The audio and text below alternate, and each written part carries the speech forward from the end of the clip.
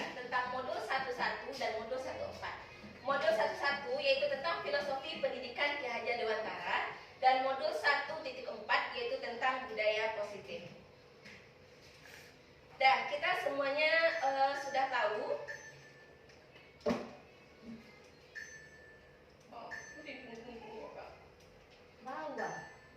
Bawa sekali, dan jatuh. Kalau dia lain, lanjut ini bisa dipotong. Dan ibu-ibu semua, coba lihat ke depan. Di sini ada suatu gambar. Nah, siapa ibu-ibu yang masih ingat gambar siapa itu? Iya, Bu Rahmi? Ki Hajar Dewantara ya, Bu? Iya, Ki Hajar Dewantara. Iya, pasti Bu Rahmi tahu ya, karena Bu Rahmi juga guru. Nah, itu adalah gambar Ki Hajar Dewantara. Ki Hajar Dewantara itu adalah Bapak Pendidikan Indonesia. Nah, jadi dasar dari pendidikan itu adalah dari beliau. Nah, kita ada mengenal 3 istilah dari Ki Hajar Dewantara, yaitu ing ngaso, sing tulodo, kemudian ing madya mangunkaso, dan tuturi handayani. Cuma kenapa kita hanya mengenal yang namanya tuturi handayani? Nah, tuturi handayani artinya adalah Dari belakang. iya, dari belakang. Kita mulai dari yang pertama. Dulu Bapak Ki Hajar Dewantara ing ngaso sing tulodo. Di depan kita sebagai suri toladan bagi murid. Kalau di tengah kita membangun komunikasi yang positif dengan murid. Kalau yang kita dari belakang, tuturi handayani, kita itu sebagai pemantau tentang perkembangan seorang murid.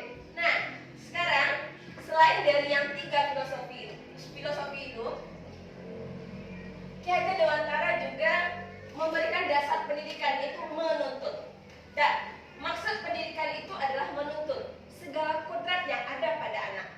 Nah, anak itu dari kecil dia sudah diberi kodrat oleh Allah Subhanahu wa taala. Kodrat alam dan kodrat zaman. Nanti ada juga penjelasan itu tentang kodrat alam dan kodrat zaman. Nah, tugas kita hanyalah mengembangkan apa yang sudah ada pada diri anak. Nah, tugas kita menuntut. Jadi intinya adalah sebagai penuntut. Kita bukan sebagai pemberi awal. Kita bukan menganggap anak itu tidak bisa apa-apa. Kita tidak boleh menganggap anak itu memang mereka adalah tidak ada sesuatu nilai positif pada dirinya. Tetapi seorang anak dia sudah mempunyai nilai positif pada dirinya. Tugas kita hanya untuk mengembangkannya. Nah, yang kedua, Ki Hajar Dewantara juga mengatakan bahwa dasarnya itu adalah bukan tabula rasa. Nah, apa itu tabula rasa? Ini saya jelaskan bahwa anak itu bukanlah suatu kertas kosong. Nah, kita sebagai guru sering mengatakan, anak ini dia kan masih kosong. Nah, anak ini dia belum ada apa-apanya. Maka tugas guru itu adalah bagaimana kertas kosong itu ada tulisannya. Bukan seperti itu. Jadi anak itu kalau kita ibaratkan sebagai kertas kosong, anak itu sudah ada tulisan-tulisan di dalam otaknya, di dalam dirinya sudah ada tulisan-tulisan. Dia bukanlah suatu kertas kosong. Dan tulisan ini sudah dia bawa sejak dia lahir. Sudah kodratnya. Nah, tugas kita sebagai guru bagaimana supaya garis ini menjadi lurus, menjadi ada bentuknya. Bisa kita jadikan seperti gunung, biar dia lebih teratur. Bisa kita jadikan seperti bunga. Jadi ini adalah tugas seorang guru. Dari garis yang kodrat anak yang garis berliku-liku, kita ubah dia menjadi garis yang lebih bermakna. Nah, garis inilah yang nanti dapat menentukan, memperbaiki lakunya untuk menjadi manusia seutuhnya. Nah, itulah dasar pendidikan Ki Hajar Dewantara yang kedua. Dan selanjutnya adalah dasar pendidikan yaitu budi pekerti. Nah, budi adalah pikiran, perasaan, kemauan, kemudian pekerti adalah tenaga. Jadi adanya penggabungan cipta, kasa, karya, dan pekerti sehingga terjadilah keseimbangan. Nah, contohnya adalah permainan. Nah, ayo ibu-ibu, apa permainan yang nanti bisa diselaraskan antara cipta, kasa, dan karya? Kalau kita orang Minangkabau, apa contoh permainannya? Iya, Bu Imel? Bagaimana dengan permainan randai, Bu Dila? Iya, randai, betul. Randai adalah salah satu permainan tradisi di Minangkabau. Nah, dengan randai, banyak di sana ada nanti bisa terciptanya cipta, kasa, dan karya serta pekerti. Karena apa? Kenapa budi pekerti? Karena di sana pekerti atau tenaga ya. Karena membutuhkan tenaga, kemudian suatu karya yang dapat mengembangkan budaya Minangkabau, kemudian cipta dan kasa itu randai mempunyai makna tertentu.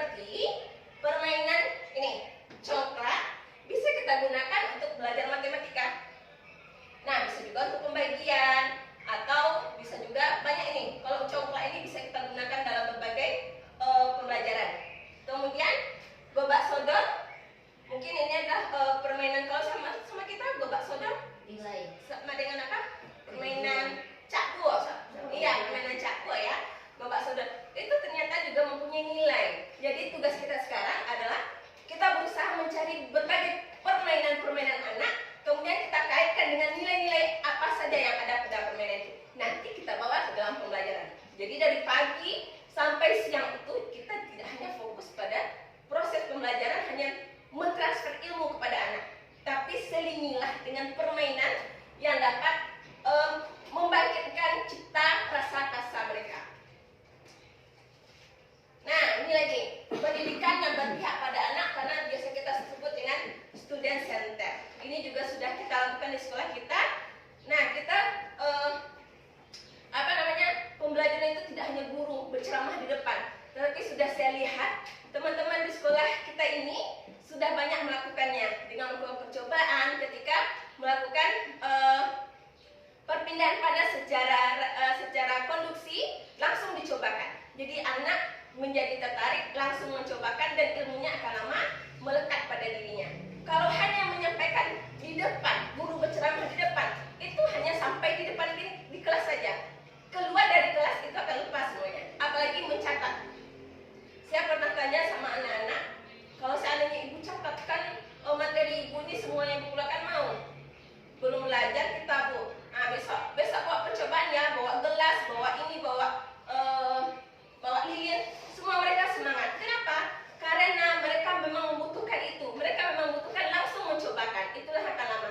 Seperti saya sendiri, waktu SD, saya dulu itu ingat sekali sampai sekarang, saya diajarkan oleh guru dilarang membeli es. Dilarang membeli es sama guru saya. Kenapa? Nanti kalian sakit. Kemudian tetap saja yang lainnya juga membeli es. Kemudian guru saya menyuruh kami membawa batu ke sekolah, membawa korek api, membawa kayu. Kemudian guru menyuruh membakar batu itu sampai merah. Nah, ketika batu itu sudah merah, sekitar 3 jam kami membakarnya, kemudian guru saya itu menyuruh menyiramnya dengan air. Apa yang terjadi? Semua batunya menjadi retak. Nah, ketika itu guru langsung memberikan pelajaran. Kalau ketika kita panas, kita makan es, nah itulah yang akan terjadi pada tubuh kita. Sedangkan batu saja yang keras, dikasih air, dia akan retak. Bagaimana dengan organ tubuh kita? Nah, dengan adanya percobaan itu, sampai sekarang saya masih ingat. Jadi, marilah kita sama-sama, kalau ada yang bisa dipraktekkan langsung, kita praktekkan. Kita berpihak pada murid. Jangan lagi kita berfokus pada guru, ceramah, dan ceramah saja. Nah, sekarang masuk lagi ke budaya positif, yaitu tentang perubahan paradigma teori kontrol atau ilusi kontrol. Ilusi itu adalah bayangan kita. Nah, kita membayangkan kalau guru itu mengontrol murid, salah. Nah, pada dasarnya kita itu tidak dapat memaksakan murid untuk berbuat sesuatu jikalau murid tersebut memilih untuk tidak melakukannya. Walaupun tampaknya kita sedang mengontrol perilaku murid tersebut, hal ini karena murid tersebut sedang mengizinkan dirinya dikontrol. Nah, saat itu bentuk kontrol guru menjadi kebutuhan dasar yang dipilih murid tersebut. Jadi kalau kita memilih guru itu mengontrol murid, maka murid itu akan terbiasa kita kontrol. Jadi mereka membutuhkan kontrol dari kita seterusnya. Contohnya, ada salah satu murid kita yang dia sampai hari ini dia sudah keluar dari sekolah. Kenapa dia keluar sekolah? Karena dia membutuhkan kontrol secara terus-menerus dari seorang guru.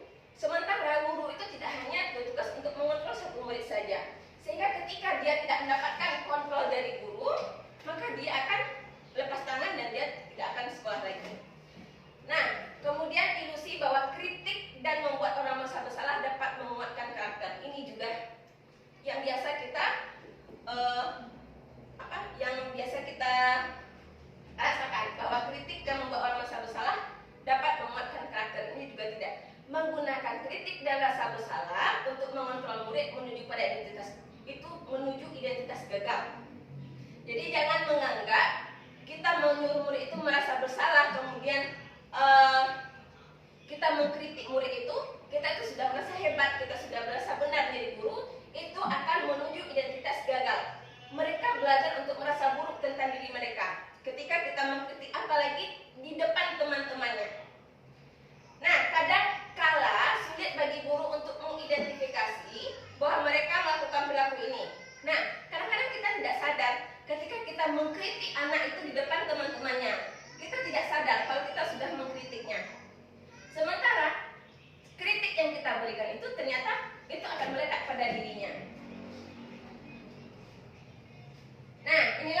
perubahan paradigma stimulus respon dengan teori kontrol. Stimulus respon, kita mencoba mengubah orang agar berpandangan sama dengan kita. Tapi kalau dalam teori kontrol, kita berusaha memahami pandangan orang lain terhadap diri kita, dunia. Kemudian perilaku buruk dilihat sebagai suatu kesalahan. Teori kontrol, semua perilaku memiliki tujuan. Nah, jadi seseorang itu memiliki tujuan untuk melakukan kesalahan, untuk melakukan sesuatu. Mungkin saja dia butuh cinta dan kasih sayang. Apa contohnya? Misalkan dia tidak membawa makanan ke sekolah. Kemudian ketika kita tanya, kenapa kamu tidak bawa makanan? Nanti dia dikasih sama teman, Bu. Kan teman baik-baik, nanti dia butuh cinta. Kemudian orang lain bisa mengontrol saya. Hanya Anda yang bisa mengontrol diri Anda, jadi tidak bisa orang lain mengontrol diri kita. Kemudian saya bisa mengontrol orang lain, Anda tidak bisa mengontrol orang lain. Jadi kita tidak ada istilahnya bisa mengontrol orang lain. Orang lain di sini karena kita sebagai guru adalah murid, jadi kita tidak bisa mengontrol murid.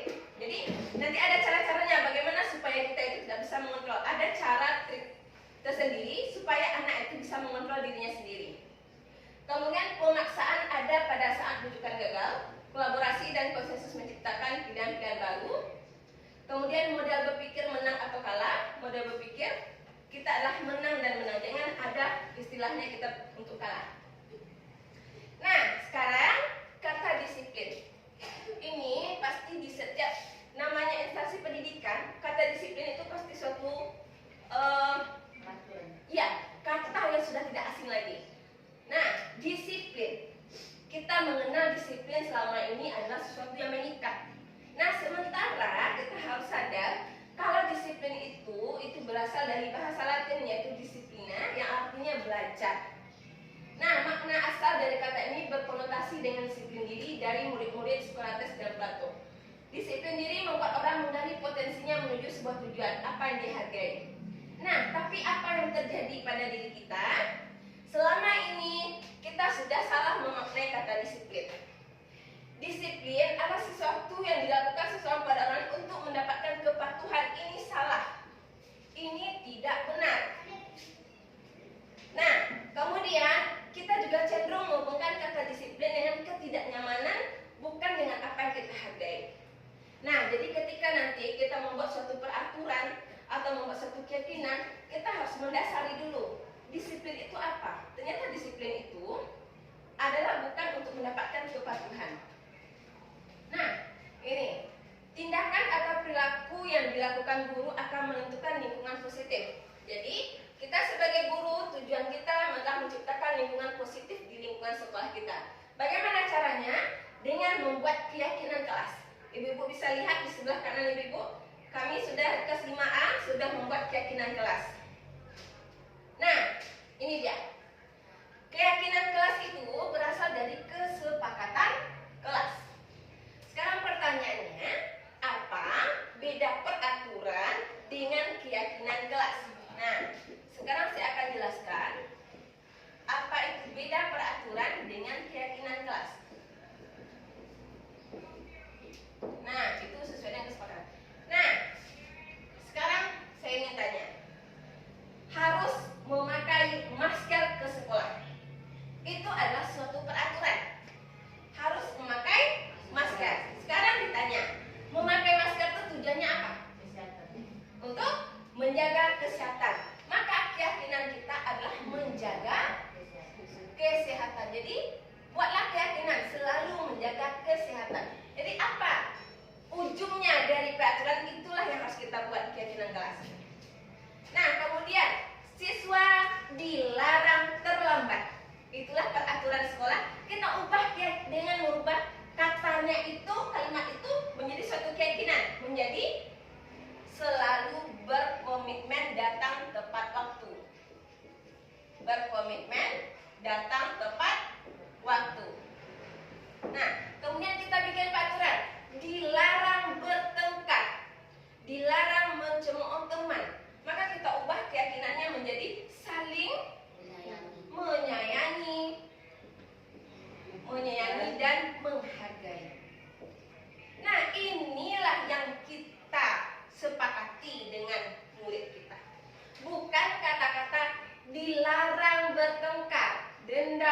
2.000. Yang tidak membersihkan kelas, piket 1 minggu. Yang tidak membawa buku, denda 3 buku. Bukan seperti itu. Tapi keyakinan inilah yang akan kita sepakati di dalam kelas. Nah, seperti ini contohnya, ini yang kesepakatannya ya. Kami guru dan murid saling menyayangi. Mungkin saja dari keyakinan saling menyayangi, peraturan ini banyak. Tidak boleh bertengkar, di sini letaknya kan?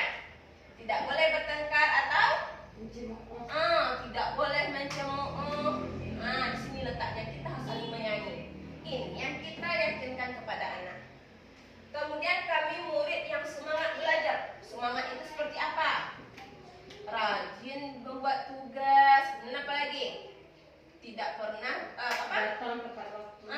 Dia bagus Bu Rahmi. Datang tepat waktu karena dia semangat untuk pergi sekolah. Cuma semangatnya ini yang kita tulis di keinginan kelas, bukan peraturan. Nah, itu bedanya antara peraturan dengan keyakinan. Nah, selama ini kan kita membuat peraturannya yang tidak piket 3 hari. Nah, itu berarti kita sudah tidak mendasari dari makna disiplin tadi. Karena makna disiplin itu bukan memaksa. Kalau itu memaksa, kalau dia tidak piket, berarti dia terpaksa dia. Tapi ketika kita harus saling menyayangi. Nah, maka dengan sendirinya mereka akan berubah. Dan selanjutnya saya masuk ke posisi kontrol. Nah, ibu-ibu semua, ini adalah 5 posisi kontrol yang sudah ada di dunia pendidikan. Ini kita semuanya 1, 2, 3, 4, 5. Dan saya pribadi sudah ada di posisi, sering di posisi, saya juga pernah di posisi ini. Saya juga pernah di posisi ini, dan ini belum pernah. Apakah ibu-ibu yang lainnya sama dengan saya? Sama. Sebagai penghukum. Masih banyak sebagai penghukum. Iya, betul. Bukan hanya Ibu Rahmi, saya juga. Ketika dia tidak bikin PR, saya langsung mengatakan, bikin sekarang. Sekarang bikin PR itu. Kemudian kalau dia terlambat, siram bunga. Bahkan ada anak itu, memang yang tidak semua anak itu mau dihukum, tapi ada juga yang mau dihukum. Salah satu anak saya ada namanya Gifar. Dia sangat suka dihukum. Ketika dia terlambat, baru saya ngomong, Gifar kamu terlambat. Ya Bu, saya langsung bersihkan WC Bu. Nah, dia sudah menyadari kesalahannya. Tapi apakah kita introspeksi diri kita? Ternyata kita masih di posisi kontrol pertama sebagai penghukum. Yang ini sangat tidak diharapkan dalam dunia pendidikan. Yang kedua, pembuat orang bersalah. Saya juga sering. Contohnya pada orang yang biasanya anak-anak yang mendapat ranking 1-5, ketika dia membuat kesalahan, saya sering melontarkan kecewaan kepada dia. Contohnya apa? Contohnya ada anak namanya Fatan. Dia anak berprestasi di kelas, kemudian dia tidak bikin PR 1 kali. Lalu saya bilang, kan ibu kecewa, awak biasanya lah juara, kini awak tidak membuat PR, kecewa ibu. Dia juga nampak kecewa di wajahnya. Dan karena gurunya dia terlihat tampak kecewa, dia juga kecewa. Tapi ternyata membuat orang bersalah itu bukanlah yang diharapkan dalam dunia pendidikan. Karena apa? Karena dampaknya dia akan merasa rendah diri. Kita harus melihat dampaknya itu. Nah, kemudian sebagai teman, ini juga sering saya lakukan. Apalagi saya mengajar di kelas tinggi. Saya juga menganggap anak-anak itu sudah bisa diajak untuk berteman. Contohnya apa? Tidak apa-apa. Ibu buat hukum PR Bu. Iya, tidak apa-apa. Besok jangan diulangi lagi ya. Nah, kemudian kalau bisa nggak buat PR, mau nggak bikin PR? Jadi mimik saya, wajah saya, perkataan saya itu mengarah kepada perkataan kepada seorang teman. Sementara saya adalah seorang guru. Itu juga sering saya lakukan.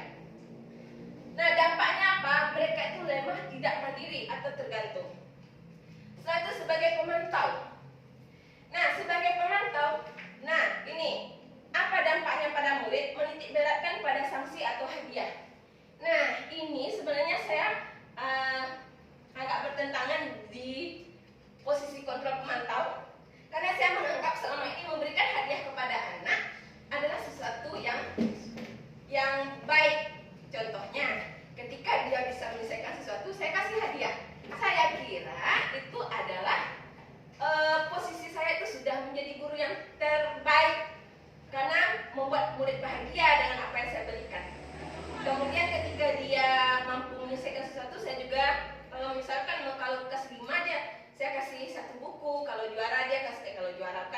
Kalau dia menyelesaikan cepat tugas, saya kasih buku. Ternyata saya masih berada pada posisi ini.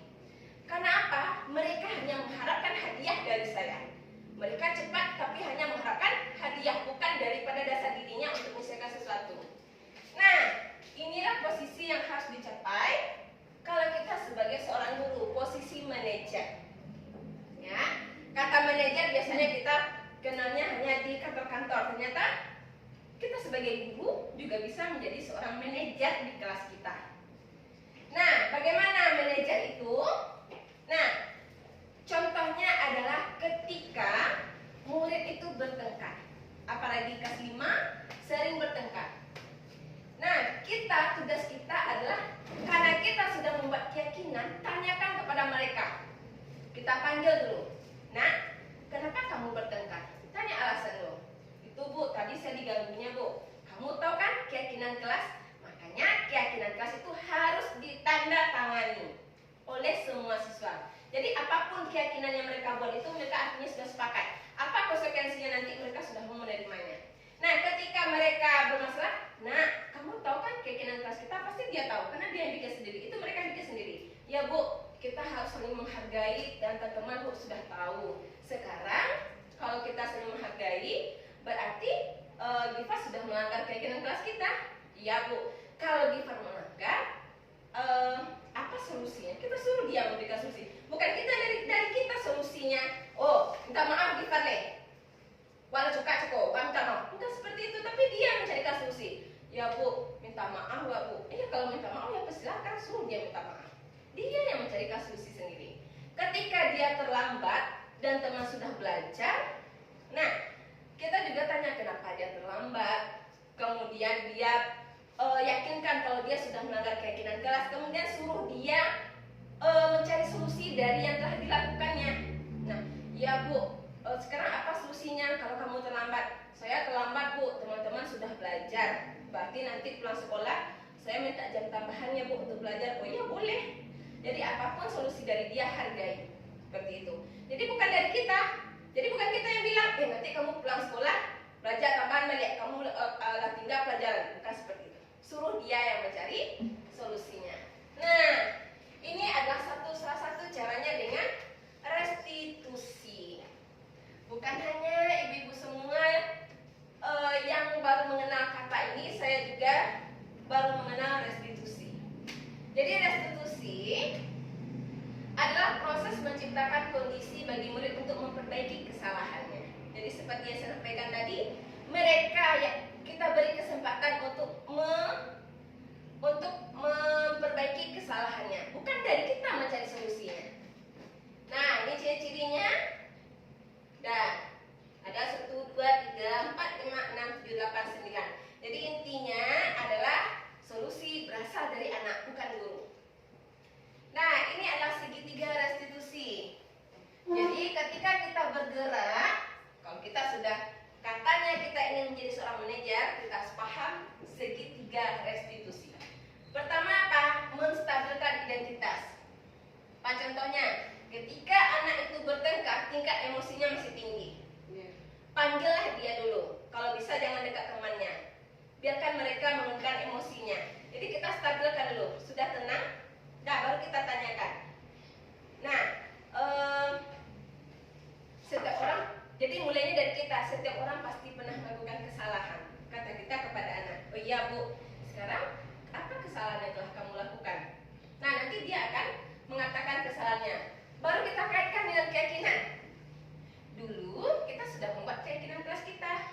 Bertentangan tidak sikapnya perbuatan anak ibu hari ini dengan iya Bu, oh dilarang untuk bertengkar Bu, kita harus saling menghargai Bu. Nah, kalau begitu apa yang harus anak ibu lakukan terkait permasalahannya anak ibu alami? Minta maaf Pak Bu. Itu juga pernah saya cobakan ya. Karena saya belum di posisi manajer, saya baru mencobakan. Minta maaf minta maaf Bu. Oh ya, silakan lakukan. Nah, kemudian ada temannya satu lagi mengatakan masih tingkat emosi yang tinggi. Saya tidak mau minta maaf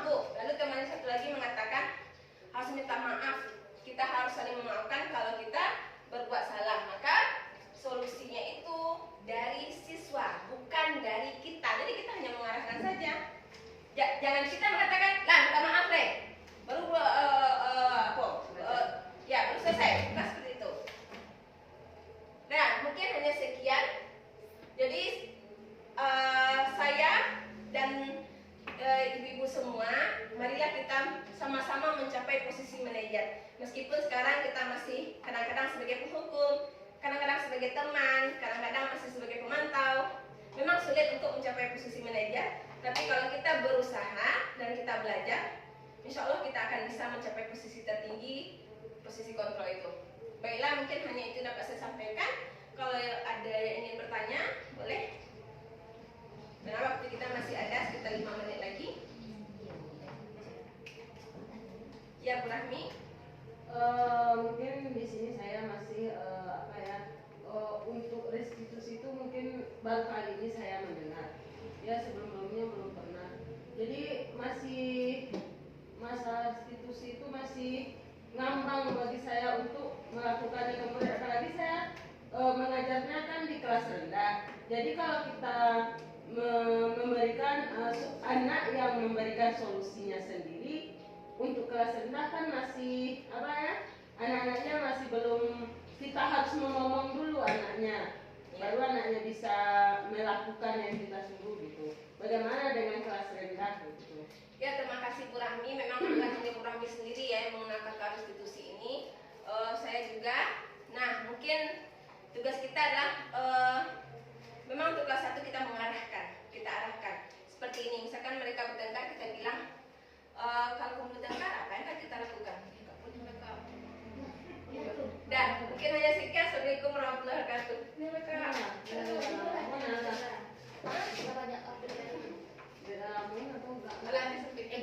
Enggak lah, katanya nggak di kamu pun atau enggak lah.